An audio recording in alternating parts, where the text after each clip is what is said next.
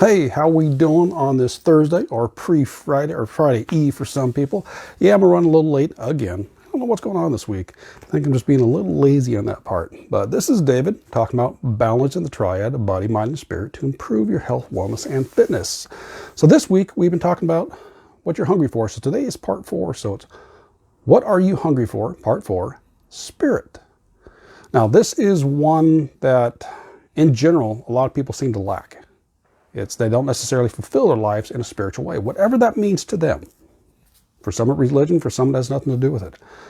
But at least when we're coming to what are you hungry for, what fills you up, what lights you up, what kind of sets a fire underneath you, what just makes you feel alive, those components, we talked about body, which is beyond food. It's much more than just food. We got the mental ones, but at least a nice benefit is the ones from the body and from the mental. So your physical nutrition, your mental nutrition can feed your spiritual nutrition. So when we break down here, we're talking about spirit. We look at, which is one of the things I got from my training, which was a missing element for me. We break down spirit into personal spirituality, communal spirituality, and environmental spirituality. So let's look at those, how those can feed you.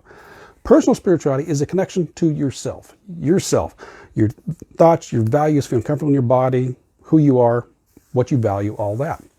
So for what feeds you, sometimes we are lacking that. Sometimes we can lose ourselves.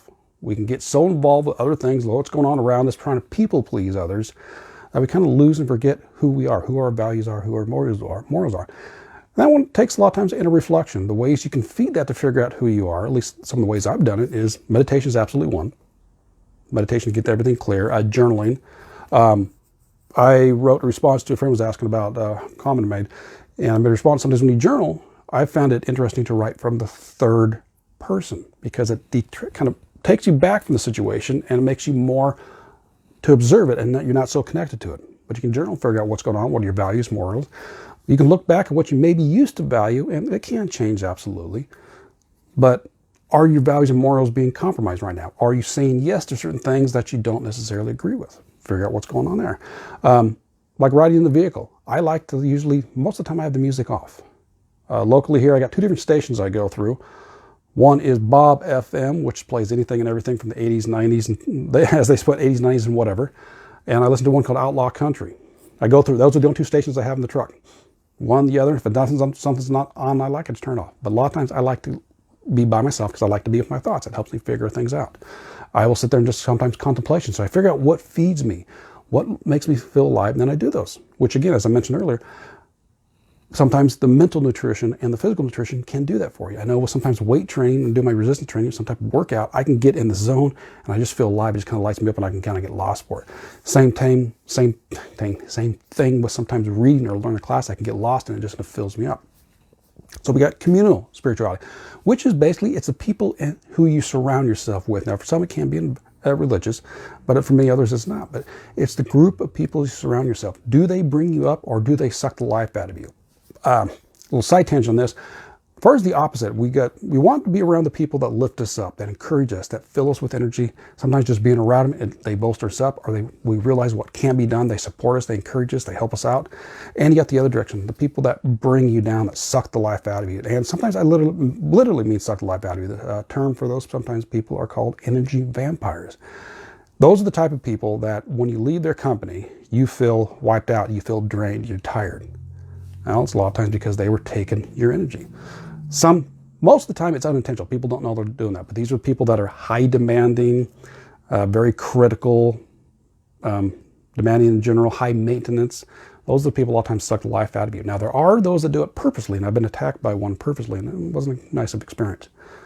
But what are the people that lift you up? Who do you surround yourself with? The ones that bolster and fill you up. Now, it could be a partner. It could be a group. Again, whether it's religious or not. And even sometimes we don't have access to those personally, but we can at least do it virtually by online. It's not quite the same, but yet the connection can still be there. And the third component is environmental spirituality. And this is literally your physical environment. Physical environment of your house, your apartment, wherever you live, where you spend your most time, as well as being in nature. And if you choose to, believe in higher power. So what is your physical environment? Does it lift you up? Do you look around where you spend most of your time at? Your office, your bedroom, your front room? Do you look around there and do you like what you see? Does it help to fill you up? Do you like what you see? Do you like it? Do you enjoy being there? excuse me, I got a friend's place. I know a lot of people walk into their place, they just like the energy. I know she has quite a few plants. She's got it's been several years since I've been over there, so I'm not sure, but I know she had a lot of plants in there, and that seemed to contribute to the environment. Plus, she would go through and do some cleansing of her house, smudging. But do you like that? As soon as you walk in your house, do you like being there? Environment, as far as with nature environment, you just get to spend time outside, get that connection to nature, just let nature fill it up. And they do have what's called earthing, which is actually the connection you physically have your feet, bare feet on the ground, sand, dirt, grass. Now, a little side note. If the chemicals have been on the grass, you don't want to put your bare feet because that means the chemicals are going to the ear. So just be aware of that. But having that direct connection with nature, that can literally fill you up. It might also pull some things out of you. So there's a lot of benefits you can check up on earthing. And then if you believe in, and if you choose to believe in a higher power, that connection to that there's more beyond just you, whether it is God, whether it's a type of religion, spiritual, or just nature, environment, health. You realize there's something more beyond you. If you look at just the nature around us, you realize there's something more going on. But taking those aspects, which one of them light you up? What fills your soul?